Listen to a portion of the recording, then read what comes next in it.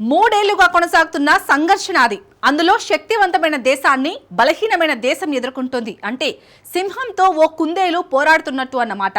నిజానికి ఈ యుద్ధం 3 రోజుల్లో ముగుస్తుందని భావించారు. కానీ మిత్ర దేశాలు అండగా నిలిచాయి. 3 రోజుల యుద్ధం 3 ఏళ్లకు చేరింది. ఇప్పుడప్పుడు ముగిసే సూచనలు కూడా కనిపించడం లేదు. ఎందుకంటే పోరాటం ఉధృతంగా సాగుతుంది. ఈ యుద్ధాన్ని ఆపేందుకు మరో అగ్రదేశాధినేత తీవ్రంగా ప్రయత్నిస్తున్నాడు. కానీ అతడి ప్లాన్లన్నీ తుస్సుమన్నాయి. దీంతో అగ్రదేశాధినేత కొత్త ట్విస్ట్ ఇచ్చాడు. ఇంతకు ఆ యుద్ధం ఏది? ఇప్పుడు టాప్ కంట్రీ అధినేత ఇచ్చిన ట్విస్ట్ ఏంటి? యుద్ధం మళ్లీ ప్రపంచాన్ని వణికించనుందా? Let's watch. ఉక్రెయిన్ యుద్ధంలోకి ట్రంప్ ఎంట్రీ. కీవ్కు వెపన్స్ ఇవ్వడంపై ట్రంప్ ట్విస్ట్. పుతిన్ తీరుపై ట్రంప్ విసిగిపోయాడా? 2022 ఏప్రిల్ 24న ఉక్రెయిన్పై రష్యా ప్రత్యేక మిలిటరీ ఆపరేషన్ను ప్రకటించింది. ఆ రోజు మొదలైన యుద్ధం 3 రోజుల్లో ముగుస్తుందని అంతా అనుకున్నారు. ఎందుకంటే ప్రపంచంలోని శక్తివంతమైన మిలిటరీలో టాప్ 2లో రష్యా ఉంది. ఆయుధాలు ఏమాత్రం లేని ఉక్రెయిన్ రష్యాను తట్టుకొని నిలబడటం అసాధ్యం. అయితే సడన్ గా సీన్లోకి యూరోప్, బ్రిటన్, అమెరికా దేశాలు ఎంట్రీ ఇచ్చాయి. అన్యాయంగా ఉక్రెయిన్పై రష్యా యుద్ధానికి దిగాయంటూ నిందించాయి. అప్పటి అమెరికా అధ్యక్షుడు జో బైడెన్ ఉక్రెయిన్కు పూర్తి మద్దతును ప్రకటించాడు. యూరోప్, అమెరికా, కెనడా, జపాన్ వంటి దేశాలు పెద్ద ఎత్తున ఉక్రెయిన్కు ఆయుధాలు, నిధులను ఇచ్చాయి. అమెరికా మరో అడుగు ముందుకు వేసి ఉక్రెయిన్కు యుద్ధ ప్రణాళికలను కూడా వాషింగ్టన్ నుంచి అందించింది.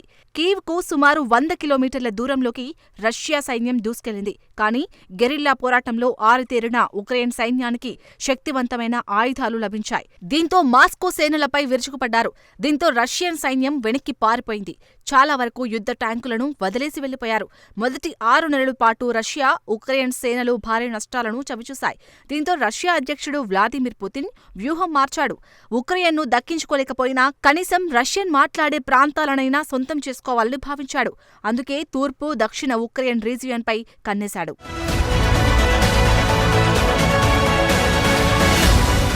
తూర్పున ఉన్న డాన్బాస్ ప్రాంతంలోని లుహాన్స్క్, డానెట్స్క్, దక్షిణాదిలోని మారియుపోల్, కార్కివ్, జపోరియా ప్రాంతాలను క్రమంగా ఆక్రమించుకుంది. అయితే ఎక్కడికక్కడ రష్యా సేనలను అడ్డుకోవడంలో ఉక్రెయిన్ విఫలమైంది. పుతిన్ కూడా క్రమంగా ఉక్రెయిన్ భూభాగాలను తమ స్వాధీనంలోకి తీసుకురావడంపైనే దృష్టి పెట్టాడు. అప్పటికే 2 ఏళ్లు గడిచిపోయాయి. కానీ అమెరికాలో రాజకీయాలు ఉక్రెయిన్ పాలిట శాపంగా మారాయి. రిపబ్లికన్ పార్టీ అభ్యర్థిగా డొనాల్డ్ ట్రంప్ ఉక్రెయిన్కు ఆయుధాలను ఇవ్వడాన్ని వ్యతిరేకించారు. అమెరికా ట్యాక్స్ పేయర్లు నిధులను ఉక్రెయిన్ యుద్ధ భూమిలో తగిలిస్తున్నారంటూ ట్రంప్ తీవ్ర విమర్శలు చేశాడు. తాము అధికారంలోకి వస్తే ఉక్రెయిన్కు ఆయుధాలు, నిధులను ఇచ్చేది లేదని ట్రంప్ తెగేసి చెప్పాడు. అమెరికా నిధులను అమెరికన్ల కోసమే వినియోగిస్తామంటూ ప్రజలకు హామీ ఇచ్చాడు. అంతేకాదు తాను అధ్యక్ష బాధ్యతలు చేపట్టిన తొలి రోజే ఉక్రెయిన్ యుద్ధాన్ని ఆపేస్తానని హామీ ఇచ్చాడు. అయితే అమెరికా అధ్యక్ష ఎన్నికలపై సర్వేలన్నీ ట్రంపే గెలుస్తాయని కోడై కూశాయి. ఇదే ఉక్రెయిన్ను తీవ్ర ఆందోళనకు గురిచేసింది. ట్రంప్ అధికారంలోకి వస్తే రష్యా చేతిలో చావు దెబ్బ తినడం ఖాయమని ఉక్రెయిన్ భావించింది. అయితే బైడెన్ ఉన్నంత వరకు పెద్ద ఎత్తున ఆయుధాలను అందుకోవాలని ఉక్రెయిన్ తీవ్ర ప్రయత్నాలు చేసింది. ఈ క్రమంలోనే అమెరికా నుంచి లాంగ్ రేంజ్ మిస్సైళ్లను అందుకుంది. లాంగ్ రేంజ్ మిస్సైళ్లతో రష్యాపై భీకర దాడులకు దిగింది.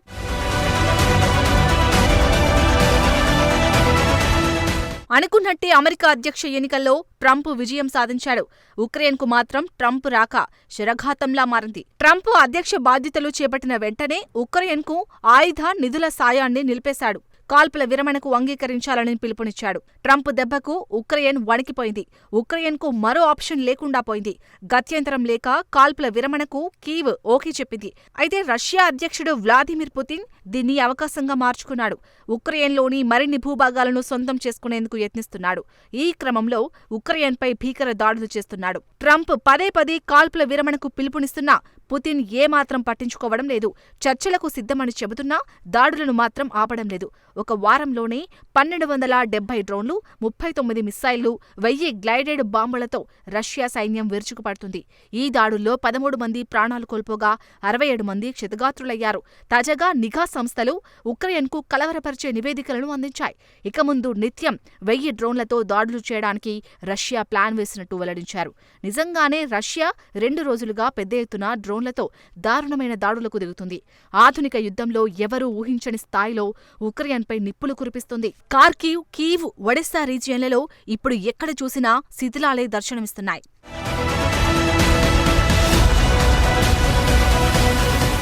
పుతిన్ చర్యలతో చిర్రెత్తిన అమెరికా అధ్యక్షుడు ఉక్రెయిన్ విషయంలో కొత్త ట్విస్ట్ ఇచ్చారు. ఉక్రెయిన్కు ఆయుధాలను అందిస్తామని ట్రంప్ తేల్చి చెప్పాడు. ఇది ఉక్రెయిన్కు భారీ ఊరటనిచ్చే అంశం. నిజానికి ఉక్రెయిన్ వద్ద ఎయిర్ డిఫెన్స్ వ్యవస్థలు ఉన్నా వాటికి అవసరమైన యాంటీ క్షిపణులు నిండుకున్నాయి. దీంతో రష్యా దాడులను అడ్డుకోలేకపోతుంది. ఇప్పుడు ట్రంప్ తన నిర్ణయాన్ని మార్చుకోవడంతో ఉక్రెయిన్ సంబరపడుతోంది. నిజానికి బైడెన్ హయాంలో ప్రకటించిన ఆయుధ ప్యాకేజీలు జూన్ వరకు ఉక్రెయిన్కు అందాయి. అయితే జూలై 2 నుంచి ట్రంప్ సాయాన్ని పూర్తిగా ఉక్రెయిన్కు నిలిపేశాడు. కానీ వారం రోజుల్లోనే ట్రంప్ తన నిర్ణయాన్ని మార్చుకున్నారు. రష్యా శాంతి చర్చలకు రాకపోగా ఉక్రెయిన్పై భీకర దాడులు చేస్తుందని ట్రంప్ ఆరోపించారు. రష్యా దాడులతో అమాయకులు ప్రాణాలు కోల్పోతున్నారని మండిపడ్డారు. నిజానికి యుద్ధంలో అమాయకులు ప్రాణాలు కోల్పోతున్నారని, వెంటనే కాల్పుల విరమణకు చర్చలు జరపాలని ట్రంప్ మొదటి నుంచి ఒత్తిడి తెస్తున్నాడు. కానీ తన ప్రయత్నాలన్నీ విఫలమయ్యాయి. తాము ఇచ్చే కొత్త మిలిటరీ ప్యాకేజీలో ప్రధానంగా ఎయిర్ డిఫెన్స్ వ్యవస్థలే ఉంటాయని ట్రంప్ చెబుతున్నాడు. ఉక్రెయిన్ తనను తాను రక్షించుకోవడానికి అవసరమైన ఆయుధాలను ఇస్తామని అమెరికా అధ్యక్షుడు స్పష్టం చేశాడు.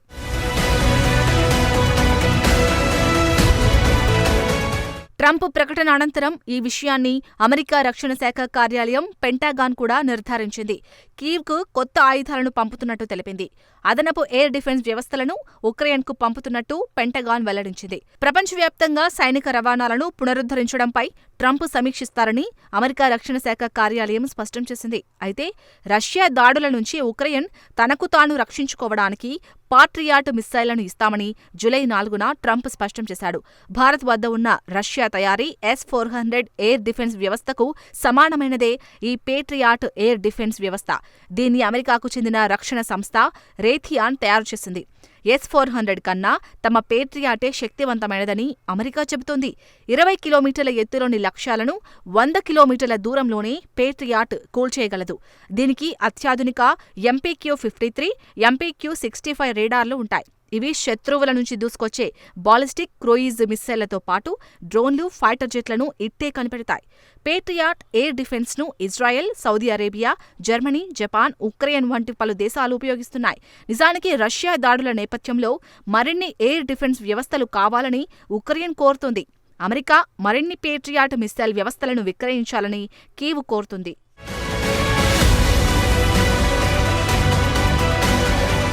పేట్రియాట్ మిస్సైళ్లతోనే తమ గగనతలం సేఫ్గా ఉంటుందని ఉక్రెయిన్ ఆశిస్తుంది. జూలై 4న ట్రంప్, జెలెన్స్కీ ఫోన్ కాల్లో మాట్లాడుకున్నారు. ఉక్రెయిన్ గగనతలంలో ఎయిర్ డిఫెన్స్ వ్యవస్థల సామర్థ్యాన్ని పెంచేందుకు ట్రంప్ అంగీకరించాడు. మొత్తంగా తాను ఆపాలనుకున్న యుద్ధానికి ట్రంపే ఇప్పుడు ఆయుధాలు ఇస్తోంది. ట్రంప్ ప్రస్తుతానికి ఇస్తున్నది ఎయిర్ డిఫెన్స్ వ్యవస్థలు మాత్రమే. నిజానికి యుద్ధం ప్రారంభమైన తర్వాత బైడెన్ కూడా ఇదే మాట చెప్పాడు. ఇప్పుడు ట్రంప్ నోట కూడా అదే మాట వచ్చింది. మున్ముందు యుద్ధం మరింత భీకరంగా మారే అవకాశం ఉంది. ఈ యుద్ధానికి ముగింపు ఎప్పుడో ఎవరికీ అర్థం కావడం లేదు. కానీ ఉక్రెయిన్ను పూర్తిగా ఆక్రమించుకునే వరకు పుతిన్ వదిలిపెట్టడని నిపుణులు అంచనా వేస్తున్నారు. అయితే ట్రంప్ రాకతో యుద్ధం పరిణామాలు మారనున్నాయి. ఈ యుద్ధం చివరికి ఎటు దారితీస్తుందో తెలియకపోవడంతో యూరోప్లో గందరగోళం, భయాందోళనలు వ్యక్తమవుతున్నాయి. కానీ ట్రంప్ ఎంట్రీ ఇవ్వడం యూరోప్, ఉక్రెయిన్ దేశాలకు కాస్త ఊరట కలిగించే అంశమనే చెప్పాలి.